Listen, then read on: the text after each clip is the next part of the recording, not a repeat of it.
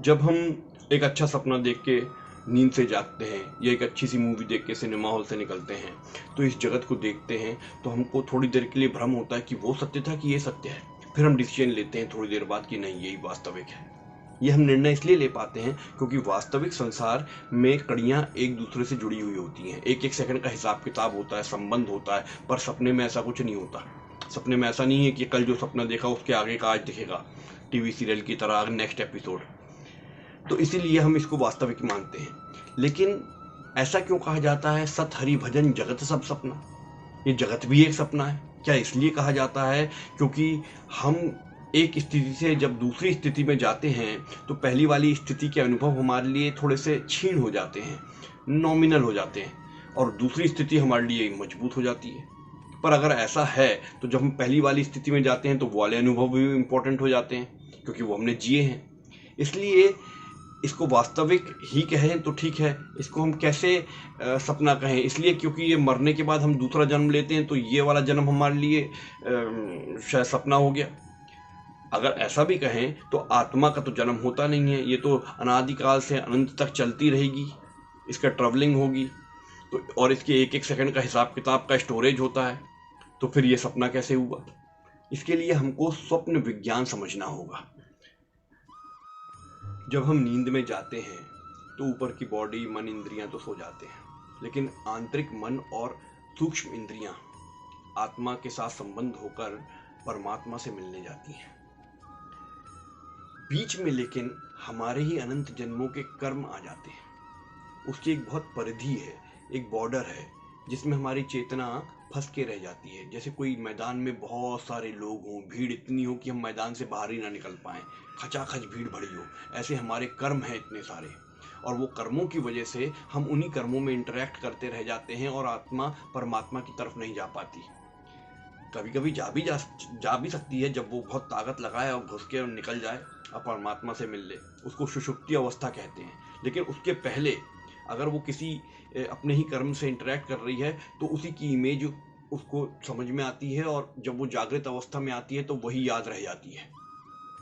और कभी कभी ये होता है कि कोई चीज़ हमने छोड़ दी, सिगरेट, शराब या गर्लफ्रेंड भी छोड़ दी, वो दिख जाती है सपने में, क्योंकि उसकी कुछ ना कुछ इमेज बची रहती है हमारे सबकॉन्शियस माइंड में। जड़ से नहीं गई हुई थी, ऊपर से तो चली गई, तो वो दिख जाती है। तो हमको लगता है जब हम जागते हैं कि क्या ये भगवान का इंडिकेशन था, फिर से मिलना चाहिए। ये हम भ्रम में आ जाते हैं, धोखे में आ जाते हैं। लेकिन जब भगवान से मिलने जाते हैं सुषुप्ति अवस्था में, उसके बाद वापस आते हैं तो हम बहुत ऊर्जावान होते हैं। वो अवस्था क्या होती है?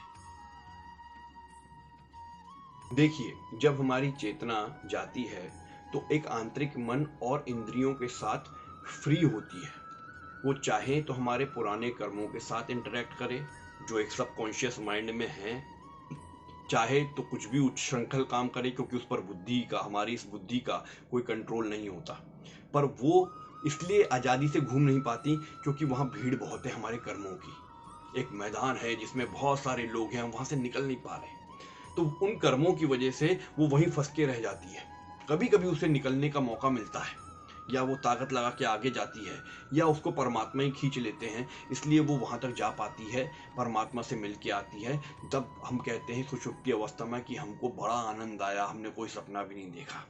हम जागृत अवस्था में आकर बहुत एनर्जी फील करते हैं, लेकिन वहाँ भी हम सपना देखते हैं। क्यों?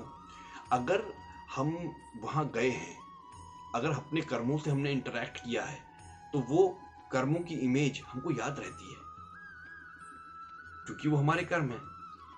हम उसे स्वप्न नहीं बोलते, वहां पर हम वास्तविकता में जीते हैं उन इंद्रियों और मन के साथ। तो जब हम भगवान से मिले होंगे तो वो इमेज भी तो हमें याद रहना चाहिए। वहां भी तो हम इंटरेक्ट हुए हैं भगवान के साथ, आलिंगन भी किया है, तो वो याद क्यों नहीं रहता? ये बात है ना।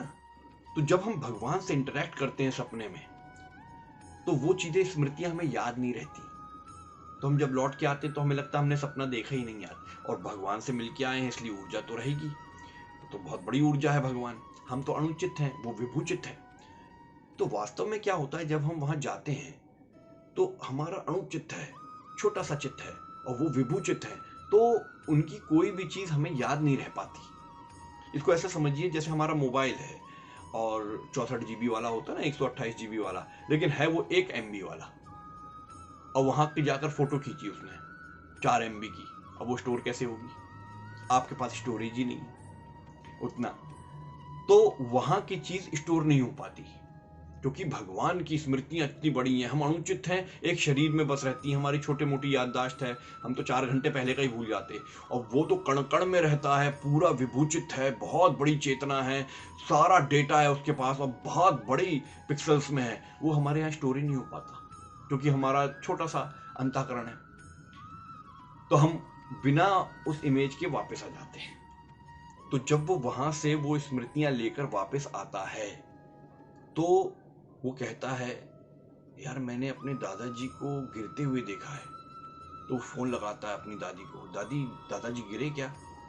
नहीं, वो तो अपने कमरे में। बोले एक बार देख लो, तो सही में गिरे पड़े होते हैं। उसको आभास हो जाता है, क्योंकि अंदर वो भगवान से जब इंटरेक्ट करता है, तो जरूरी नहीं कि वो भगवान से ही इंटरेक्ट करके आया हो, वो जो परमात्मा की सत्ता है वो अनंत है, तो वहां पर उसको बहुत सारी संभावनाएं मिलती हैं, भविष्य की देखने की शक्ति रहती है, कुछ कुछ उसको दिव्य अनुभव होते हैं, और भगवान का आलिंगन भी होता है, कभी कभी भगवान के सपने होते हैं, महापुरुष के सपने होते हैं, ये सब वहां होता है।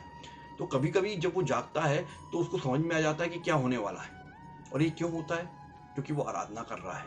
आराधना करने से, अंतःकरण को शुद्ध करने से वो दिव्य बनता है, उतना परसेंट उसमें वो भगवान का डेटा लेने की क्षमता बन जाती है। तो जब वो सोकर नींद में जाता है और सुषुप्ति अवस्था में जाता है, तो वहाँ की भी स्मृति और वहाँ के भी सपने लेकर वापस आता है। कभी कभी तो पूरी फिल्म की स्क्रिप्ट लेकर आ जाता है, अब बढ़िया बढ़िया फिल्म बना सकता है।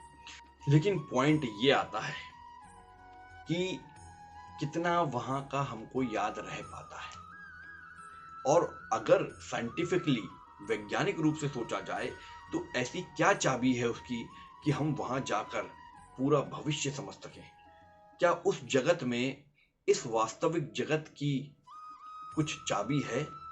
वहां से हम इस पूरे जगत को समझ सकते हैं, या ये जगत उस जगत के आगे कुछ भी नहीं है, सपना है?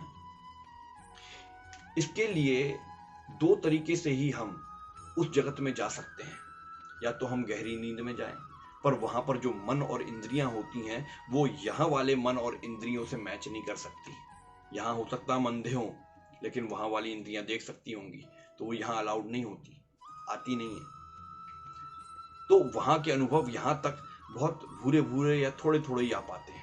कभी कभी इतने आ जाते हैं, त्रिजटा थी ना, जो सीता जी की सेवा करती, विभीषण की जो बेटी थी, उन्होंने पहले ही देख लिया था कि सपने में लंका जल गई है, सपने वानर लंका जारी।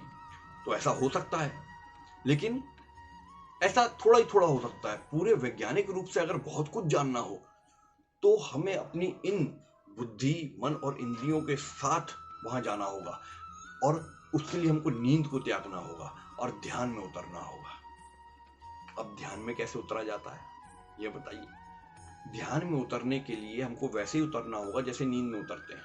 जब हम सोने के लिए जाते हैं तो कुछ सोचते नहीं है, कुछ मत सोचो, हाँ सोना है सोना है सोना है, और आंखें बंद की आ जाती नींद। ऐसे ही जब ध्यान में जाओ तो कुछ विचार नहीं आना चाहिए।